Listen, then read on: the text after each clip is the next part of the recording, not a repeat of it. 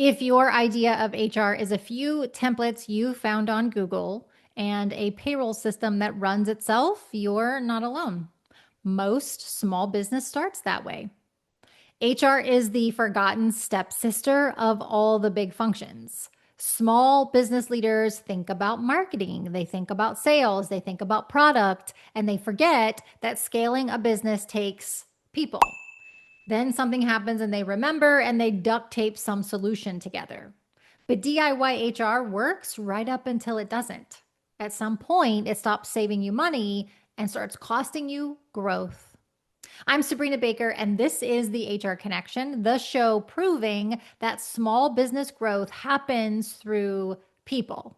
Today, we're talking about what happens when the figure it out as you go version of human resources starts holding your small business back, and the 5 unmistakable signs it's time to evolve. Every small business I've ever worked with starts in survival mode, including mine. You hire your first employee, then another. Payroll goes into QuickBooks. PTO lives in Excel. Your handbook, probably copied from the internet. And it works for a while. You're focused on sales, product, service delivery, not building HR infrastructure. But here's what sneaks up on you. The moment people become your biggest expense, they also become your biggest opportunity. I have no scientific proof of this, but in my 14 years of helping small business clients, I can tell you that 60 employees seems to be the number where the absolute shit hits the fan from an employee relations issue perspective. And if you don't have HR, then you are going to have some sleepless nights at that point. DIY HR is great when you're just trying to make payroll. But the second you start managing humans instead of headcount, that approach starts to break down. The very thing that got you here, the scrappiness, can't get you to sustainable growth. Let's walk through the 5 signs that your will figure it out HR days are numbered. And I want you to listen with curiosity, not guilt. This is the place all clients come to us. If they didn't have a need for more HR structure, I wouldn't have a business. So, no shame in what I'm about to list. But if you find yourself nodding along to 2 or more of these, it might be time for a shift. Sign number 1, HR fires are constant. Every week is something unexpected. A late offer letter, a new hire shows up to no workstation. Someone asks for leave and everyone scrambles to Google the rules. You're reacting, not leading, and growth cannot live or scale in chaos. When you're always putting out fires, there's no time left to build anything new. Managers don't know the rules is sign number 2, and neither do you. You get questions like, is this role exempt? Or can I make someone a contractor? Or do we have to pay overtime for this? And your answer is usually, let me check. You're not alone. Small businesses trip here all the time, but the risk grows as the team grows. When no one knows the guardrails, you burn time, lose trust, and risk compliance issues that can derail everything you've built. It only takes one wage and hour issue, one misclassified employee, one harassment case to burn up your entire business. Sign number 3, employees don't know what's expected. Onboarding looks different for every hire. Job descriptions are vague. Performance conversations only happen when there's a problem. People want to do good work, but they can't hit a target they can't see. Clarity is the simplest form of growth. If your team doesn't know what good looks like, your business can't get better at it. Sign 4, you're losing really good people for avoidable reasons. Maybe turnover feels random. Someone leaves because things feel disorganized or because they don't see a path forward. Those phrases are really code for we lack structure here. When employees start craving what you can't give, consistency, development, feedback, accountability, communication, they go find that somewhere else. Turnover is your lagging HR indicator. By the time you see it, the damage has already been done. And then sign number 5, HR work is getting in the way of your real job. You, the founder, the office manager, the ops lead, are now knee deep in PTO tracking, policy writing, and performance issues. And every hour you spend managing HR tasks is an hour you're not leading growth. You didn't start this business to manage paperwork and employee disputes. But without someone truly owning HR, that's exactly what happens. The urgent crowds out the important. If you recognized yourself in 2 or more of those, congratulations. That's not failure, it's growth. You've reached the point where your people operations need to grow up with your business.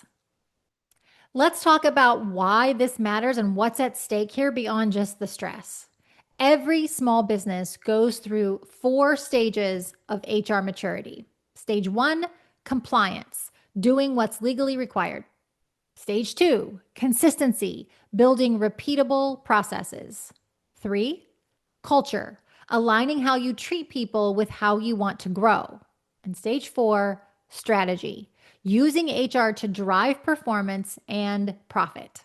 Now, clients come to us at all different stages of this spectrum, but most come at stage 1.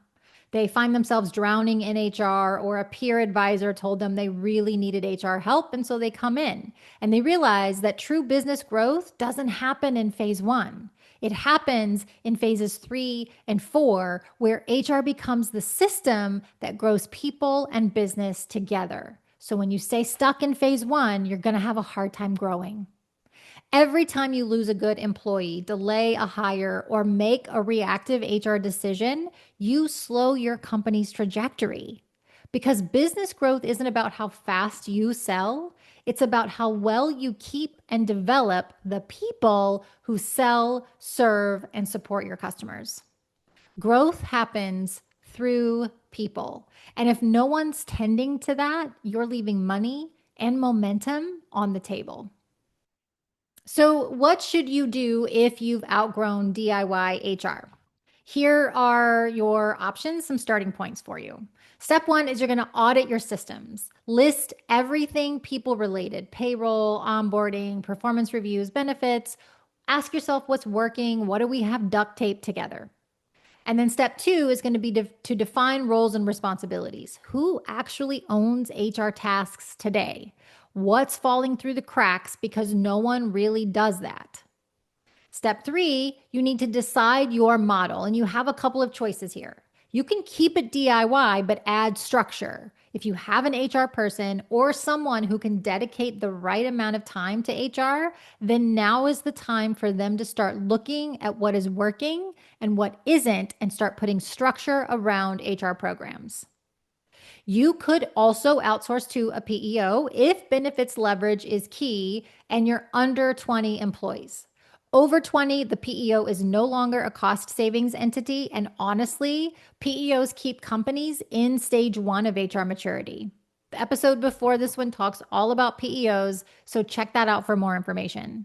I mention them because I don't want to not give you all of your HR options, but please know that they are not my preference, and they weren't my preference even before I started a fractional support business.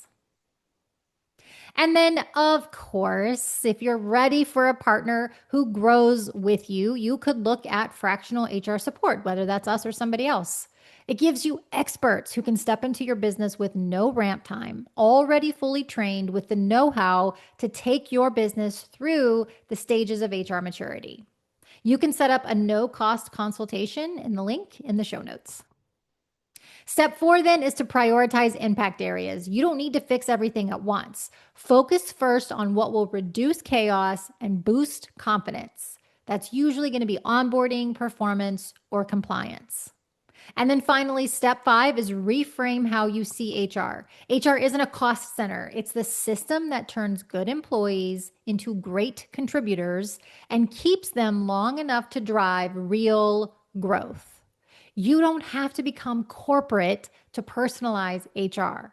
You just have to treat your people with the same intentionality you give your customers. If you're wondering whether you've outgrown DIY HR, I created something to help, the DIY HR audit checklist. It's going to show you exactly where you're solid, where you're exposed, and what to fix first. You can download it free at the link in the show notes. Thank you so much for listening to today's episode of the HR Connection. Remember that growth, real sustainable growth in a small business, happens through its people. We'll see you next time.